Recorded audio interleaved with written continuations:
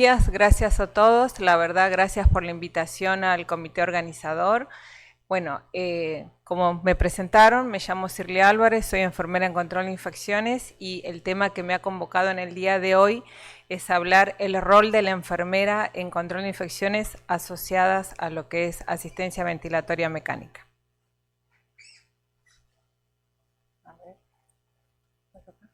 Bueno, declaro no tener conflictos con esta presentación. Y bueno, para hablar un poco de... Uy, bueno, vamos a estar acá cerca, así se escucha. Bueno, para hablar un poco de lo que es neumonía asociada a la ventilación mecánica, tenemos que tener en cuenta, sí, que hoy en día la neumonía intrahospitalaria es responsable de muchas secuelas en los recién nacidos, tiene una mortalidad en los niños menores a 28 días entre el 20 y el 38%. Los niños que se encuentran en asistencia respiratoria mecánica o ventilación mecánica dentro de la unidad neonatal tienen mayor tasa de mortalidad, tienen mayor tasa de morbilidad, aumentan los costos, prolongan los días de internación y también estos niños están propensos a desarrollar neumonías asociadas a ventilador por gérmenes gram negativos, ¿sí? Sabemos hoy en día que el aumento de los costos asociada a la infección intrahospitalaria, a la neumonía asociada a ventilador, siempre va a prolongar los costos a nivel hospitalario. Los recién nacidos y aquellos de bajo peso al nacer generalmente son más susceptibles.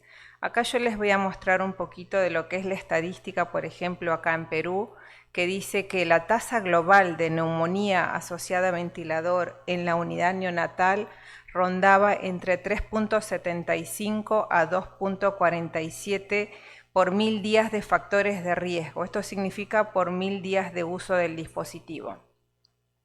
En el año 2018, para la población de 1500 gramos, la tasa fue de 4.04 por 1000 días de dispositivo de uso y así sucesivamente fue bajando a 3.27 en los bebés de 2,5 kilos. Entonces, mientras el bebé sea más pequeñito, tenga una edad cronológica baja, tenga un peso de 1000 gramos, el riesgo siempre va a ser mayor, ¿sí?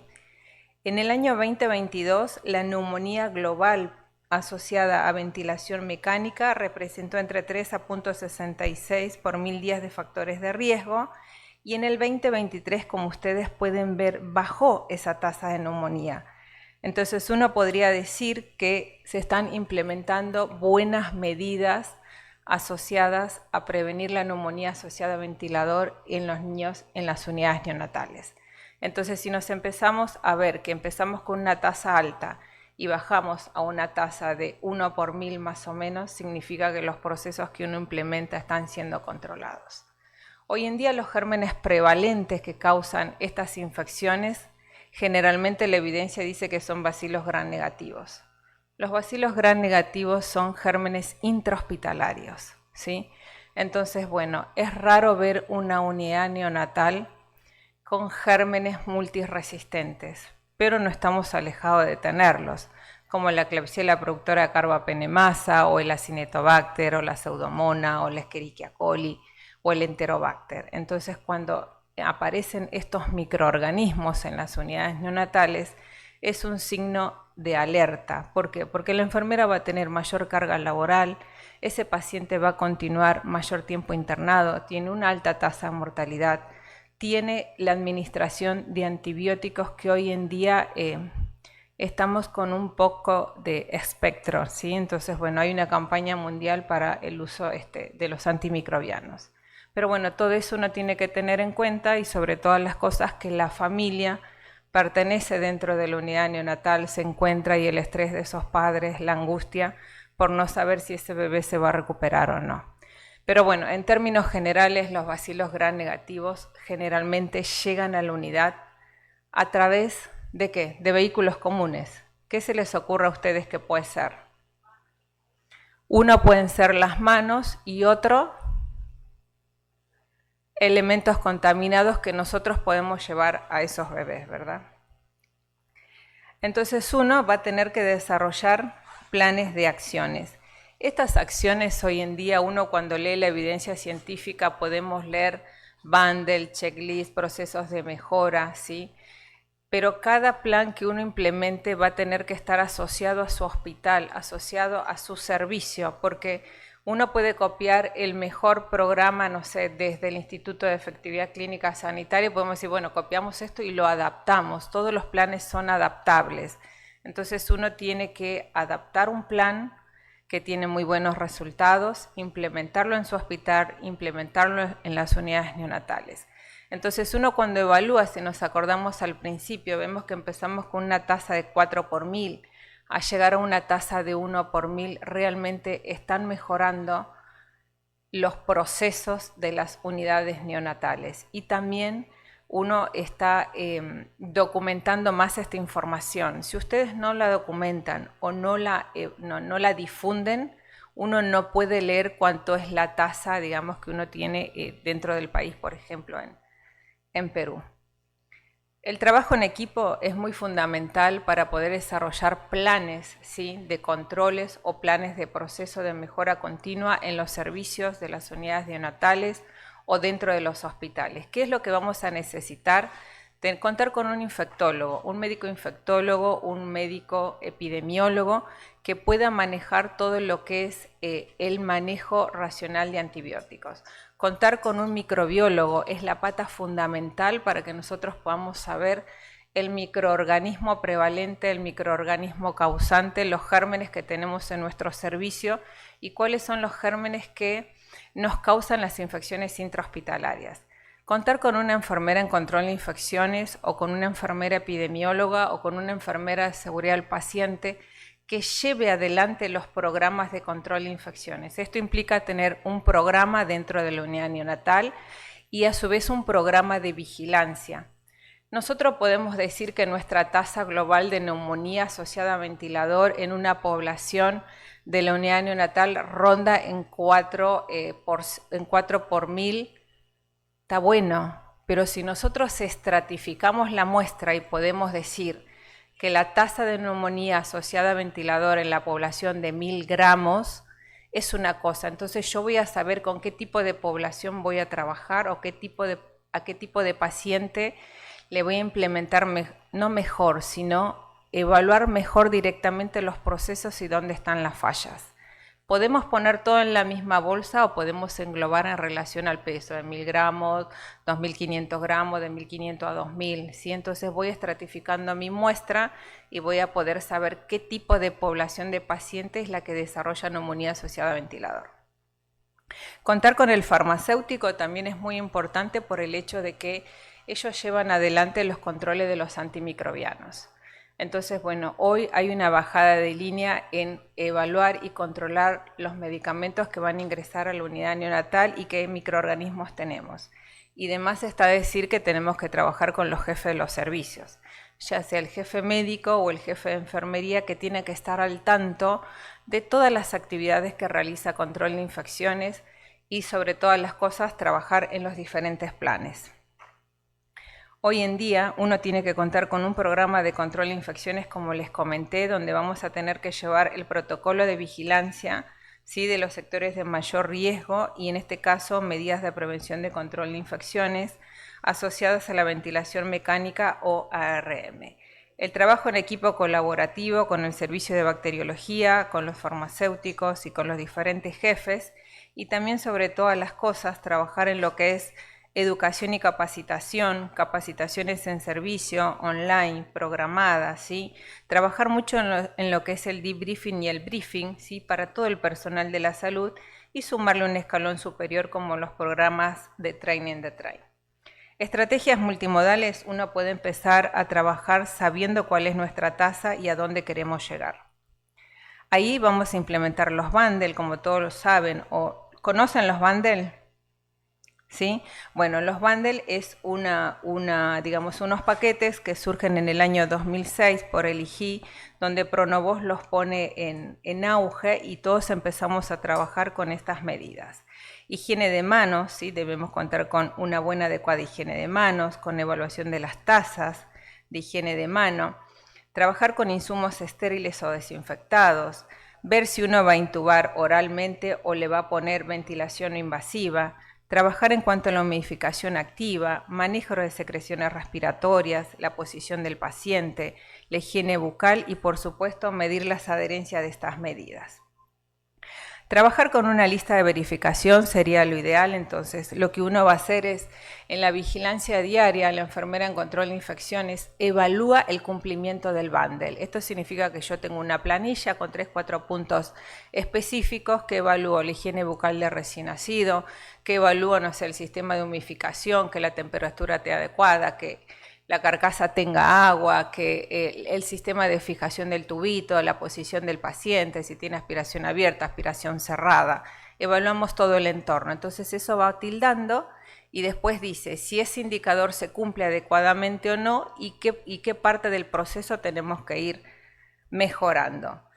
Como todos sabemos, existen dos tipos de neumonía, las neumonías tempranas y las neumonías tardías. Las neumonías tempranas son esas neumonías que se desarrollan dentro de los 3 días de haber nacido el paciente y las tardías, las que se desarrollan después de los 3 días. Pero también acá a veces tenemos un dilema, porque si el paciente nació hoy y dentro de los 3 días desarrolla una neumonía temprana, pero tiene un microorganismo intrahospitalario como una Klebsiella productora de carbapenemasa, entonces uno tendría que evaluar si realmente es una neumonía temprana o es una neumonía que desarrolló dentro del servicio. ¿Por qué? Porque le llegó la Klebsiella a punto de partida de algo, ¿no? Entonces, bueno, ahí tienen que conversar en relación a los criterios epidemiológicos, el jefe de la unidad neonatal con el médico infectólogo y los jefes a ver en qué estamos fallando, ¿sí? El otro punto que uno tiene que tener en cuenta son si los factores son intrínsecos, son propios del paciente o son extrínsecos. El extrínseco es todo lo que yo le puedo llevar porque fallan los procesos y ¿qué hago? Que ese paciente de la unidad neonatal se colonice y una vez que se coloniza se infecta, ¿sí?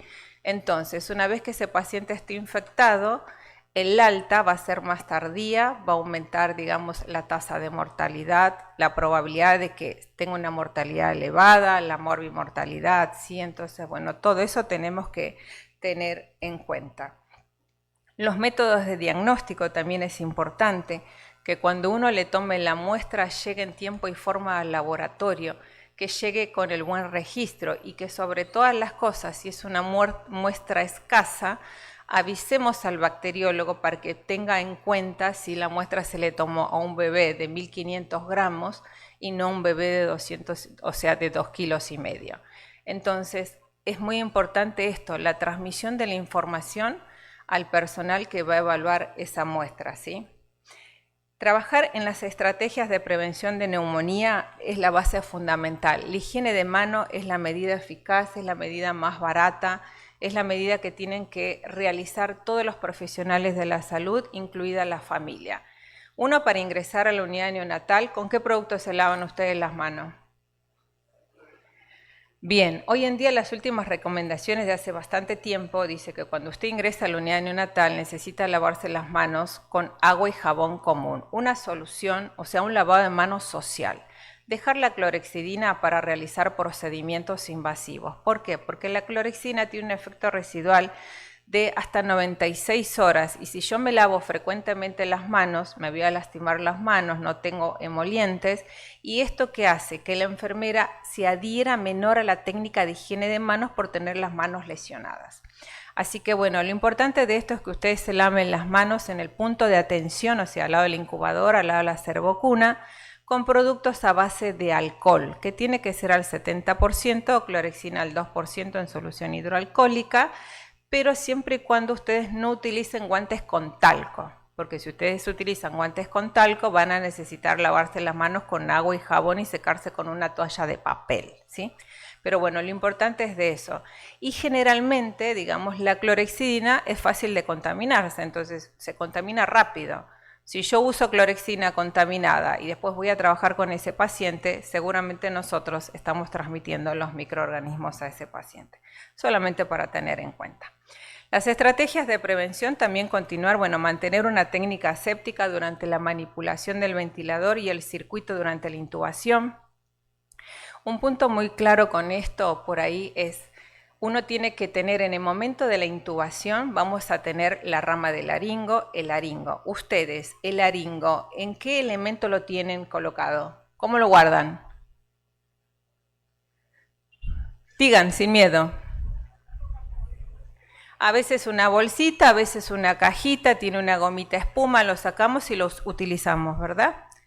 Algunos sí, otros no. Lo importante de esto es que la rama del laringo esté desinfectada o esterilizada. ¿Por qué? Porque si yo tengo esa valijita, abro, pruebo la luz, pruebo las ramas, lista para intubar, esa goma espuma tiene mugre, está sucia, tiene gérmenes. Entonces, la vía aérea más difícil de controlar va a ser la vía aérea respiratoria. Entonces, yo le doy al médico neonatólogo para que intube, haga así, y ese mandril, digamos, esa rama, está contaminada. Entonces, voy a necesitar desinfectar previamente o esterilizar. Sabemos que a veces hay un solo laringo o hay una sola rama, pero bueno, se puede mejorar a lo largo del tiempo poniendo, no sé, 20, 25, otro equipo de rama y de laringo, ¿verdad? Pero bueno, ese es un punto que uno tiene que tener en cuenta. Asegurar la correcta posición del tubo endotraqueal y prevenir la extubación accidental. Esto está buenísimo porque a las enfermeras de la neo o a todos que hacemos enfermería tenemos para fijar el tubito la mejor cinta. La mejor cinta o el sistema con que uno va a fijar tiene que ser uno por paciente, no que la voy a sacar del carro y la voy a usar. ¿Por qué? Porque debajo de los adhesivos hay demasiada evidencia que dice que se contamina con gérmenes multiresistentes. Entonces yo puedo sacar del bolsillo, puedo sacar del carro, puedo sacar del kit, pero eso es un elemento que ya fue utilizado. Entonces, todo elemento que no se puede limpiar se tiene que descartar y todo que tiene que ser individual por paciente. No es que quiero aumentar los costos, pero esa es la realidad para disminuir las tasas de infección. Higiene de las manos, uso preferencial del tubo orotraqueal en lugar del nasotraqueal, uso de la ventilación invasiva, uso del tubo endotraqueal, bueno, con un solo lumen, y elementos estériles y desinfectados y funcionando. Regla de oro, siempre tengo que probar mi laringo, mi luz y mis ramas que funcionen, siempre preparado para la emergencia. En el caso que usemos el Neopaf, lo mismo. A veces estas máscaras quedan ahí al aire, a la exposición de las partículas ambientales, y lo que necesitamos es que quede protegida en una bolsita, envuelta con una gasa, pero que no quede expuesta. Porque en el momento que yo lo voy a usar para el paciente en la urgencia, no lo voy a limpiar. Entonces tiene que quedar protegida con el medio ambiente. La posición del paciente también es muy importante, ¿sí? Lateralizar la cabecita. ¿Y qué es lo que nos pasa a veces? Que una vez que el paciente está ventilado, la enfermera dice, está muy crítico, no lo puedo mover, está muy crítico porque le baja la presión, está muy crítico. Pero cuando el paciente está muy crítico, empieza a tener lesiones a nivel occipital, se lastima la cabecita y después el riesgo es mayor, ¿sí? Porque hay que drenarlo, rotarlo, bueno. Entonces siempre mínimamente hay que rotar a esos pacientitos. La higiene oral también es muy fundamental, ¿sí? Porque tenemos que saber que lo que nosotros estamos haciendo es ponerle un tubo dentro de la boca que no es parte de nuestro organismo. Entonces, la boca tiene que quedar limpia, ¿sí? Con una gasita, con un hisopo, con una gasita, con una pinza Kocher, usando solución fisiológica o agua estéril, limpiamos la cavidad bucal. ¿Para qué la limpiamos? Para que no haya crecimiento microbiano, ¿sí? Porque todo lo que movemos con nuestras manos le va a llegar a ese paciente. Entonces eso tiene que quedar limpio. Cuando usamos nosotros esta cinta adhesiva tipo Leukoplast, la cinta tiene que ser por paciente, una cinta nueva por cada paciente, no alcanzarme del office, no traerme de allá, porque debajo de esos adhesivos se crea gérmenes. Y si no, hagan la prueba, el día que ustedes quieran hacer un estudio, pongan un pedazo de esta cinta en una placa de Petri, la mandan a bacterio a cultivar y vean qué es todo lo que crece. Vamos a quedar admirados, ¿sí? Los adhesivos Duoderm también. En muchos lados el Duoderm no te mandan el pequeñito, sino te mandan el grande y nosotros tenemos que cortarlo con la tijera. La tijera, ¿cómo tiene que estar para poder cortar si es que no uso un bisturí y a ese bisturí no le pongo un portabisturí? Porque el riesgo de que yo haga así, me puedo cortar y lastimar. Entonces, ¿cómo usan la tijera? Estéril. No abren una cajita de curación para usarla, ¿sí? Bien, entonces, ¿quién usa estéril y quién no usa estéril? Levanten la mano. Bueno, 2, 3 pueden usar estériles muy bien y los otros sacan la tijera, no sé, del bolsillo, del elemento de trabajo. Lo importante es desinfectar esa tijera previamente. Si no, hagan lo mismo. Pasen un hisopo, manden a bacterio y vean qué es lo que crece en las tijeras, ¿no? Eso también es importante. Todo elemento que tiene adhesivo y que yo no lo limpio y lo desinfecto previamente, es lo que le voy a poner al paciente. ¿Y eso qué va a hacer? Mayor carga laboral para la enfermera, ¿sí? Mayor estrés porque no siempre tenemos una enfermera por paciente. En cuanto al humidificador, asegurar que el agua sea estéril del humidificador, que baje por sistema cerrado, que esa carcasa tenga agua, ¿sí? Que no es que cuando nosotros pasemos vea que no tiene nada de agua. Entonces tiene siempre que estar humidificado, tocamos las tubuladuras que le llegue la temperatura adecuada, ¿sí? Si vamos a utilizar trampas de agua, bueno, ver si uno va a eliminar la condensación o no. No tiene fecha de recambio los sistemas de las tubuladuras, dura lo que dura, excepto que esté pinchado y uno lo tenga que cambiar. Antes generalmente se cambiaba cada 72 horas, 96 horas, pero hoy dura una vez que el paciente está ventilado, dura hasta que ese paciente no esté ventilado más. Las secreciones, la aspiración de secreciones puede ser abierta o puede ser cerrada. Lo importante de esto es cumplir la técnica estéril, ¿sí? Tratar de no tocar, digamos, las diferentes conexiones. Y uno cuando utiliza el sistema de aspiración cerrada, tenemos que tener en cuenta en relación a los protocolos de la institución cada cuánto usted lo va a cambiar, ¿sí? Si lo va a cambiar cada 72 horas, lo va a cambiar cada 96 horas o lo va a cambiar en relación a las recomendaciones del fabricante. Lo importante de esto es ponerle la esquelita de la etiqueta que dice se habilitó el día lunes y lo tengo que cambiar el día jueves. Esto es en cuanto al sistema de aspiración cerrada. A veces podemos tener a donde va la secreción, al frasco del poliducto o del sistema de descarte del moco, pueden tener el frasco de secreción que se lava o el frasco con la bolsa descartable. ¿Quién tiene el frasco de moco que se lava? Nadie. Todos tienen bolsitas descartables. ¿Sí o no?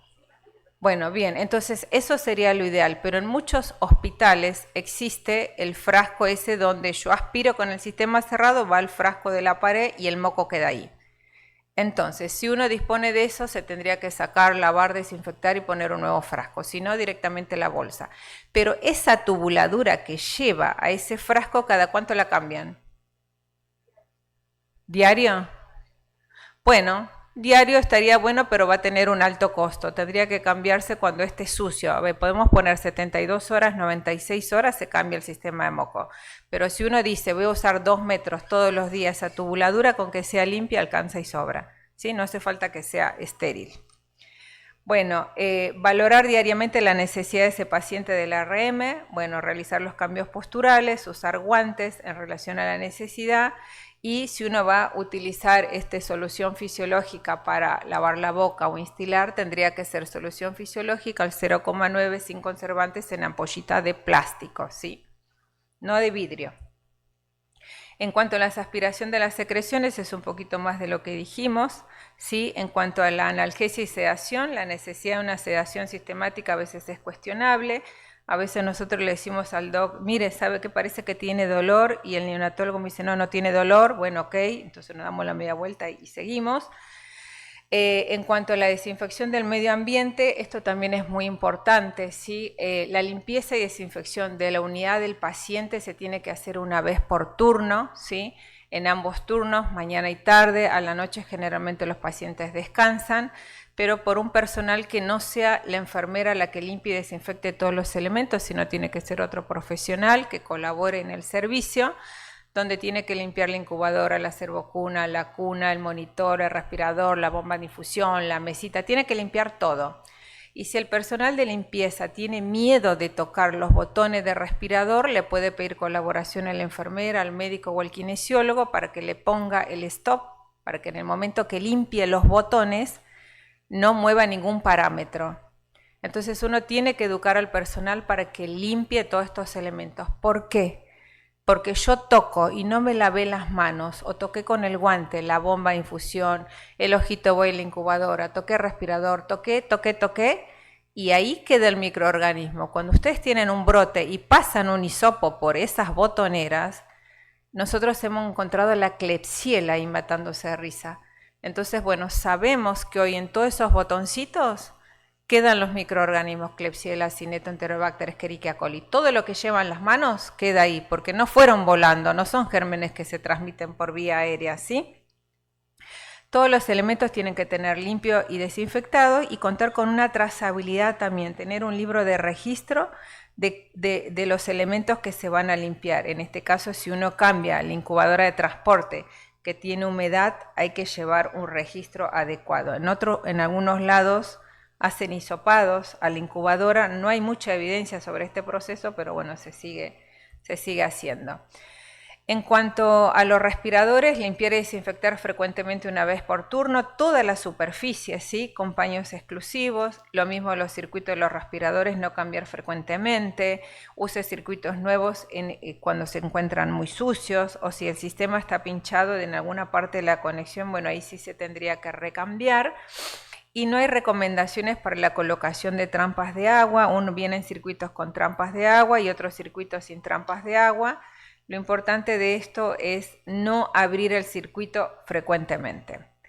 Cuidados de sonda nasogástrica y alimentación enteral, bueno, evitar la distensión gástrica, mantener la cabecera de ese bebé entre 15 a 30 grados y bueno, cambiar la sonda gástrica de 48 a 72 horas en relación a las guías del servicio.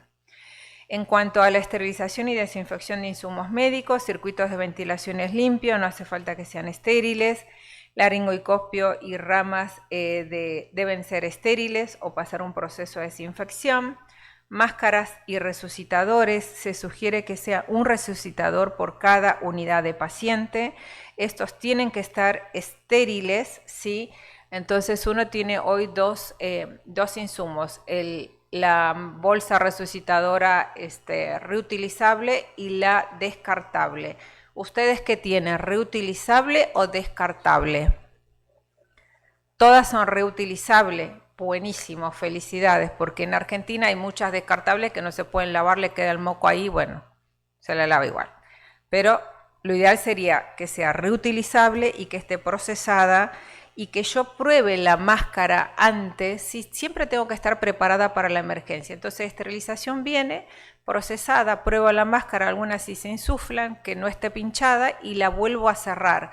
Que no quede abierta ni la mascarita por un lado, ni la bolsa resucitadora por otro, sino que quede todo dentro de lo mismo, colgada cerca a la unidad del paciente, lista para la emergencia. Y las sondas de aspiración, por supuesto que tienen que ser estériles.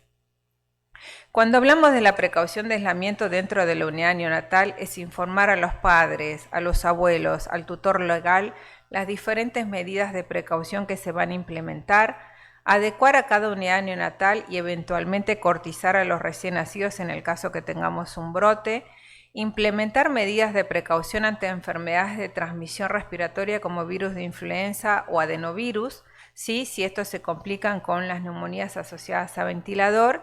Y bueno, y si uno dispone de una habitación de aislamiento sería lo ideal, y si no se dispone, bueno, se trabaja y se adecúa la unidad neonatal en relación a la precaución de aislamiento.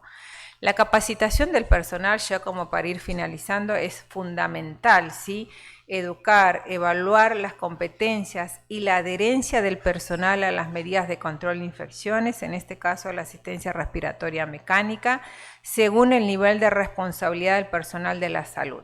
Realizar talleres, clases presenciales, virtuales, incluir las técnicas de simulación, ¿sí? Hoy eso es muy importante, y realizar una vigilancia activa de microorganismos y sensibilidad antibiótica y realizar el feedback de los resultados al personal de la salud. Yo tengo que informar a mi equipo de trabajo a dónde nos encontramos, a dónde queremos ir, cuál es nuestra meta, cómo están nuestras tasas, cuál es el germen prevalente, cuántos profesionales higienizan las manos, si la enfermera se lava más que el médico o que el interconsultor, ¿sí? Entonces, siempre hacerle la devolución de todos los datos para saber cuál es la situación de nuestra unidad neonatal. Puntos claves: vigilancia de infecciones en Lucin, no realizar cambio de circuito de ventilador, realizar un drenaje del tubo condensador del ventilador, realizar higiene de manos según la OMS, usar técnica aséptica, que es esa técnica de no tocar, ¿sí? Control de la temperatura del humidificador, controlar que el humidificador tenga agua, ¿sí? Cumplir con las precauciones de aislamiento si las tuviera, manejo de líquidos y electrolitos y manejo de la incubadora con humidificación. Y para ir finalizando, en cuanto a resumen: lavado de manos, uso preferencial del tubo orotraqueal versus el nasotraqueal, el uso de la ventilación invasiva, el cambio no rutinario de los circuitos, el uso no recomendado de antiácidos y el uso racional de antibióticos. Y en cuanto a la conclusión, bueno, reducir la neumonía asociada a ventilador en pacientes neonatos. Es fundamental implementar protocolos estrictos de cuidado, incluyendo la higiene de las manos, el uso adecuado de los equipos y la elevación de la cabecera del paciente.